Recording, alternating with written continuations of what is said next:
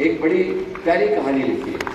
कहानी लिखी है, एक व्यक्ति वीणा बजाता था बहुत अच्छी और बहुत सुंदर वीणा बजाता था। देव वीणा हम लोग कहते हैं, तो देव वीणा बजाने वाले बहुत लोग होते नहीं, बजाया करता था। एक ऐसा दुर्भाग्य हुआ कि उसके आगे वाली जनरेशन में कोई बजाने वाला नहीं हुआ। एक पीढ़ी निकल गई, दूसरी निकल गई, तीसरी निकल गई, चौथी निकल गई, पांचवी निकल गई। वो वीणा जो किसी समय में संगीत के सुरों को जन्म देती थी, घर में शो पीस का आइटम बन करके रह गई, पड़ी हुई थी एक जगह पे दूर डाले। घर के बच्चों ने कहा कि साहब हमें पता नहीं है क्या चीज है, आप जरा सा इसको, एक कबाड़ी को बुलाया, आप इसको ले जाइए। कबाड़ी ने कहा 10 रुपए में खरीद लूंगा। 10 रुपए दिए, ले ली।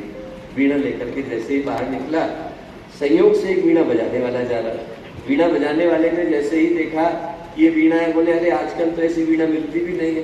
उसने तुरंत वो वीणा कही मुझको बेच दो। बोले 10 रुपए में खरीद दी, 11 में तुम ले लो, उसको दे दी। वो लेकर के बैठा, धूल साफ करी, वीणा बजानी शुरू करी। और जैसे ही वीणा बजानी शुरू करी और उसके अंदर से संगीत के सुरों ने उसके अंदर से ध्वनि में निकलना शुरू करा, लोग अपने अपने घरों के अंदर से खींच खींच करके आने लगे। एक घर से लोग आए, दूसरे घर से लोग आए, तीसरे घर से लोग आए, धीरे धीरे करके पूरा गांव इकट्ठा हो गया। वो बच्चे भी आए जिनने अभी वीणा को बेचा, और वो जैसे ही आए और उन्होंने देखा कि वीणा बज रही है, उनने उस वीणा बजाने वाले से कहा कि हमें दे दो, हमारी वीणा है। वीणा बजाने वाला बोला बेटा तुम लोगों के लिए तो लकड़ी ही है, वीणा तो सिर्फ मेरे लिए। बोले वीणा तो उसी के लिए बन पाती है जो इसमें से संगीत के सुरों को निकालना जानता है। हमारे लिए तो मनुष्य का शरीर ही है, चमड़ी है, उसके अंदर हड्डी है, उसके अंदर रक्त बह रहा है, उसके अंदर मांस है। विवेकानंद किसी एक के लिए बन पाता है, गुरुदेव किसी एक के लिए बन पाता है। सौभाग्य तब होगा जब हम लोग इस चमड़ी के शरीर को गुरुदेव के रूप में बदल करके जाते हैं। 3400 पुस्तकें लिखने वाले गुरुदेव, न जाने कितने बड़े गायत्री परिवार को खड़ा करने वाले गुरुदेव। आप जरा सोच करके देखिए कि एक व्यक्ति ने ऐसा जीवन दिया जो हजारों व्यक्ति मिलकर के भी नहीं जी सकते। अभी हम लोग ये सोच रहे थे कि गुरुदेव के साहित्य को एक जगह लगाया जाए तो कितनी स्पेस लेगा। आपको भरोसा नहीं होगा, 800 फीट की अलमारी की जरूरत पड़ेगी तब जाकर के गुरुदेव का पूरा साहित्य एक जगह पर आ पाएगा। इतना लिखने वाले गुरुदेव, 5400 में से 3000 के करीब केंद्रों को प्रतिष्ठित करने वाले गुरुदेव। आप एक केंद्र में जाइए, छुट्टी बनाइए, दोबारा उसी जगह पर 10 वर्ष के बाद लौटेंगे, इतना गुरुदेव करके गए। यदि मनुष्य का जीवन सौभाग्य में बदलना है दोस्तों, तो यात्रा कल से शुरू नहीं होती, कभी से शुरू होती, इसी क्षण से शुरू होती है। यदि व्यक्ति के जीवन में संतोष का अवतरण करना है, सौभाग्य का अवतरण करना है, तो इसी गुजरती सांस के साथ ये सोचने की आवश्यकता है कि हमें ईश्वर ने सबसे बड़ा उपहार देकर के भेजा है और किसी उपहार की प्रतीक्षा करने की आवश्यकता नहीं। जो पहले शिष्य हुए संत ज्ञानेश्वर के, उनका नाम था चांगदेव। 1400 वर्ष की समाधि उनने लगाई। 1400 वर्ष का जीवन नहीं, 1400 वर्ष की समाधि। और 1400 वर्ष की समाधि के बाद क्या हुआ, उनको सिद्धि मिली। सिद्धि क्या मिली? मुर्दे के सिर पर हाथ रखेंगे, मुर्दा जी जाएगा। भगवान के बराबर ताकत। और रोज अपने घर में ध्यान लगा करके बैठते थे। हजारों लोग आते थे जिनके घर में कोई नाते रिश्तेदार, सगा संबंधी, मित्र शरीर छोड़ करके चला गया होता था, प्राण छोड़ के चला गया होता था। उसके लाश को लेकर के घर वाले आते थे, सामने बिछा देते थे, आंख खोलते थे। आंख खोली, जैसे ही मुर्दे के सिर पर हाथ रखा, मुर्दा खड़ा होता था, चला जाता था। जाता था तो लोग जय जयकार करते थे। जितनी जय जयकार करते थे उतना चांगदेव का अहंकार बढ़ता था। मेरे पास वो शक्ति है जो भगवान के पास है। बहुत अहंकार बढ़ा। एक दिन क्या हुआ, आंख बंद करके बैठे थे, लोग अपने अपने घरों से शवों को लेकर के आए हुए थे। 8 साल की बच्ची आई, नाम था मुक्ताबाई। मुक्ताबाई ने, जो संत ज्ञानेश्वर की छोटी बहन, मुक्ताबाई जैसे ही वहां पर पहुंची तो मुक्ताबाई ने कहा, 8 साल की थी, क्या हो रहा है? बोले अरे प्रतीक्षा करो, चमत्कार होने वाला है। जैसे ही आंख खोलेंगे और मुर्दों के सिर पर हाथ रखेंगे, सारे मुर्दे खड़े होंगे, चले जाएंगे। मुक्ताबाई बोली उसके लिए इनकी आंख खोलने की प्रतीक्षा करने की क्या आवश्यकता है? उनने तुरंत तुलसी का दल लिया, लोगों के मुंह में गंगा जल डाला, कान में गायत्री मंत्र बोला, सारे मुर्दे खड़े हुए, चले गए। अब जैसे ही चांगदेव की आंखें खुली, आज तो कोई आया नहीं। उनने अपने शिष्यों से पूछा, शिष्यों ने कहा 8 साल की बच्ची आई थी, उसने ऐसा किया। चांगदेव को बड़ा बुरा लगा। 1400 साल की समाधि के बाद जो सिद्धि मुझे मिली वो 8 साल की बच्ची के पास वैसे। उनने तुरंत सोचा कि कौन आया, ध्यान लगाया तो पता चला कि ईश्वरी विभूति अवतार का आगमन हुआ है, कौन आए नहीं पहचान पाए। उनका मन हुआ कि उनसे मिला जाए, और अब मिले कैसे? आज के समय का तो समय है नहीं कि आप कहीं पर उनको फेसबुक पर ढूंढ लें। उनने कहा चिट्ठी लिखी जाए। चिट्ठी लिखने के लिए बैठे तो ये तय नहीं कर पाए कि बड़ा लिखे कि छोटा लिखे। उम्र की दृष्टि से छोटे, ज्ञान की दृष्टि से बड़े। बहुत देर सोचने के बाद कोरा कागज लिया और कोरा कागज लेकर के भेज दिया। जो दूत लेकर के गया उसने जैसे ही जाकर के वहां पर संत ज्ञानेश्वर को दिया तो संत ज्ञानेश्वर तो मुस्कुराए। उनकी बहन जो थी मुक्ताबाई वो हंस दी। दूत ने पूछा हंस क्यों रही है? बोले 1400 साल के बाद भी कोरे के कोरे रह गए, कोरा कागज भेज दिया। ज्ञान होता तो भान तो होता कि किसको लिख रहे हैं। अब उनको बड़ा बुरा लगा, उनको लगा कि अब तो मिलना जरूरी है, पर अहंकार तो गया नहीं था। शेर की सवारी ली, सांप का चाबुक बनाया। सामान्य तरीके से जाएंगे तो कैसे पता चलेगा इतने बड़े संत आ रहे हैं? तो 1400 साल की समाधि वाले संत आ रहे हैं। शेर की सवारी ली, सांप का चाबुक बनाया, पीछे भीड़ जय जयकार करती हुई चली। जैसे ही भीड़ आकर के गांव के मुहाने पर रुकी, बाहर वो मुंडेर पर बैठे थे संत ज्ञानेश्वर। लोगों ने जाकर के उनसे कहा कि वो तो शेर पे चढ़ के आ रहे हैं, आप कैसे जाएंगे? संत ज्ञानेश्वर बोले शेर तो हमारे पास नहीं है, ये दीवार है। दीवार के ऊपर थपथपाया, चल तू ही चल। दीवार उड़ करके गई और उनके सामने उतरी, तब जाकर के अहंकार टूटा और पहले शिष्य बने। पर कहानी का जो मर्म है वो कितना प्यारा था। आप जरा एक क्षण के लिए सोच करके देखो, 1400 साल की समाधि भी व्यक्ति को जगा के नहीं जाती। जागना हो तो इसी क्षण जागना होता है। व्यक्ति के जीवन में सौभाग्य का उदय करना हो तो कल की प्रतीक्षा करने की आवश्यकता नहीं दोस्तों, इसी क्षण को सौभाग्य में बदलना होता है। व्यक्ति अपने जीवन के सौभाग्य को भूल जाता है, क्योंकि ये भूल जाता है मिला क्या है।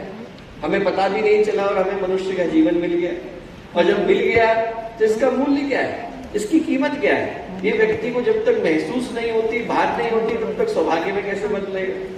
तो पहला संकल्प तो यही कि याद रखें कि इसके बाद की सारी सांसें जितनी मिली हैं उनसे बढ़कर के सौभाग्य नहीं। भगवान ने एक ऐसा अद्भुत यंत्र बना करके भेजा है जिसमें मैन्युफैक्चरिंग डेट भी पता नहीं है और एक्सपायरी डेट भी पता नहीं। किसी को नहीं पता कि अंतिम सांस कब आएगी। तो जैसे ही आए उससे पहले की सारी सांसों को खूबसूरती में बदलना मनुष्य के जीवन का लक्ष्य होना चाहिए। हर सांस हमारे जीवन में सौभाग्य लेकर के आए, हर सांस अच्छा कर्म बन जाए, हर सांस के साथ मन में ये भावना है कि समाज के लिए जीना है, अच्छा करना है, अपने कर्म के ऊपर संतोष करना है। इससे बढ़कर के सौभाग्य दूसरा हो नहीं सकता। जीवन के मूल्य को व्यक्ति जाने और इसी क्षण जागे। जैसे ही क्षण जागता है मनुष्य के जीवन में संतोष का उदय होता है। हमारे को मिला था ताकि हम कुछ अच्छा कर सके, और बना जिस उद्देश्य के लिए था, बदल किस में गया है? दौड़ में बदल गया है। आप जरा सोच के देखिए, समाज आपके सुख की परिभाषा किस आधार पर तय करता है? सफलता के आधार पर। और सफलता की परिभाषा किस आधार पर तय करता है? कंपटीशन के आधार पर। आपके पास घर है इतना काफी नहीं है, औरों से बड़ा होना चाहिए। आपके पास नौकरी है इतना काफी नहीं है, औरों से बेहतर होनी चाहिए। आपके पास पैसा इतना काफी नहीं है, औरों से ज्यादा होना चाहिए। और व्यक्ति की जिंदगी उसको पता भी नहीं चलती कि कब दौड़ में, रेस में, कंपटीशन में बदल गई। आप जीते तो मुझे अपनी हार नजर आती है, आपकी जीत के लिए मैं खुशी नहीं होता। मैं खुश नहीं होता कि आपको ईश्वर ने कुछ दिया, बल्कि मुझे ये लगता है कि मुझे क्यों नहीं मिला, और मुझे क्यों नहीं मिला तो मैं दूसरे का छीनूं या अपने को बढ़ा। इस दौड़ में व्यक्ति दूसरे की खुशियों को छीनने में लगा हुआ है, अपनी खुशियों को बढ़ाने में नहीं लगा हुआ है। दूसरे के दुख में ज्यादा सुखी है, अपने सुख में उतना सुखी नहीं। जिंदगी एक अजीब सी दौड़ में बदल गई है, जहां मिल किसी को नहीं रहा, दौड़ हर कोई रहा है। आज तक जीता भी कोई नहीं है, चला हर कोई जा रहा है। वो मैक्सिम गोर्की ने कहानी लिखी है कि एक गांव था, गांव में किसान को किसी ने कहा कि साहब वहां थोड़ी दूर पर जमीन मुफ्त में ले रहे हैं। अब मुफ्त में ले रहे हैं तो मुझको भी मिले, गया वो लेने के लिए। गांव के प्रधान से बोला जमीन मुफ्त में ले रहे हैं? बिल्कुल मुफ्त में ले रहे हैं। क्या करना पड़ेगा? कुछ नहीं करना पड़ेगा, सुबह का सूरज उगेगा, हम आपको 4 झंडियां पकड़ाएंगे, आप पकड़ करके भागना। जितना नॉर्थ में भागना है उतना भागना, पहली झंडी गाड़ देना, ईस्ट में दूसरी गाड़ना, वेस्ट में तीसरी गाड़ना, साउथ की चिंता मत करो, साउथ में हम लोग खड़े, जितना नाप लिया वो आपका है। बोले बस? बोले हाँ। आज तक किसी को मिला क्यों नहीं? अरे बोले सवेरे दौड़ो तो पता चलेगा। सवेरे का सूरज उगा, 4 झंडियां पकड़ाई, उसने भागना शुरू करा। बोले सूरज के ढलने से पहले वापस आ जाना। गांव के प्रधान ने कहा ठीक, भागना शुरू करा। जितना भागा उतना लालच बढ़ा। ये सारा तो मेरा ही है, यहां से लेकर के और पूरा दिल्ली तक सारी जमीन तो मेरी है, मुझको ही मिलने वाली है। उसको लगा जब मुझे ही मिलने वाली है तो मैं खाना लेके क्यों भाग रहा हूँ, खाने का टिफिन फेंक दिया। पानी लेके क्यों भाग रहा हूँ, पानी फेंक दिया। एक दिन तो खाने के बगैर, एक दिन तो पानी के बगैर रह ही सकता है आदमी। बिना कपड़ों के भागना शुरू कर दिया, ज्यादा दूर पहुंच जाऊंगा। 2 बजे याद आया कि झंडा गाड़ना था, पहला गाड़ा, दूसरा गाड़ा, तीसरा गाड़ा।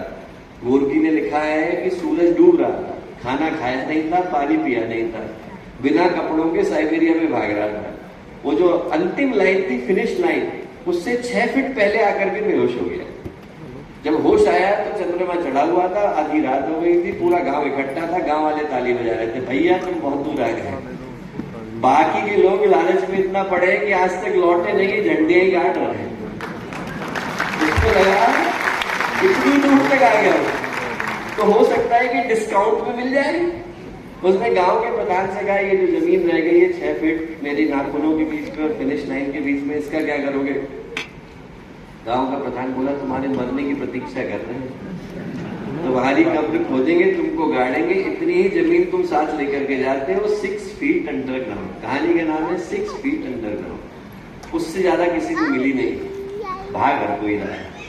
दोस्तों, जो सोचने की आवश्यकता है कि कहीं हमारी जिंदगी दौड़ में तो नहीं बदल गई, हमें पता भी नहीं चलता और हम लोग दौड़ का हिस्सा हो जाते हैं।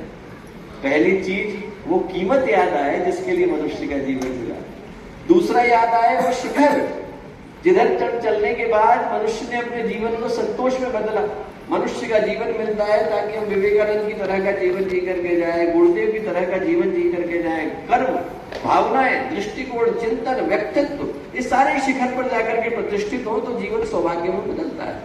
मूल्य याद रहे, ये याद रहे कि उसके लिए जागना आज ही की तारीख से। ये याद रहे कि जागना है पर भागना नहीं है। व्यक्ति ऐसा नहीं हो कि भागने में पूरी जिंदगी गुजार दे और जब तक होश आए तब तक चलने का वक्त आ जाए। भगवान कब चेकआउट का नोटिस भेज देगा कौन जानता है। किसी भी दिन कह देगा खाली करो, बहुत दिन रह लिए। तो हर क्षण जब तक हम लोग रहे वो जीवन सौभाग्य का रहे, ये हमारे जीवन की सौभाग्य की यात्रा को प्रबल बनाता है। और अंत में दोस्तों, यदि भागना ही पड़े तो उनको न भूल जाए जिनके लिए यात्रा शुरू करी। व्यक्ति क्या है, उसको भूल जाता है जिनके लिए यात्रा शुरू करी। भागना तो शुरू किया पर धीरे धीरे करके व्यक्ति दोस्तों को भूलता है, संबंधियों को भूलता है, अपनों को भूलता है, परिवार को भूलता है। ये भूल ही जाता है कि किसके लिए यात्रा शुरू करी। मैं लंदन में था, 2007 की घटना है।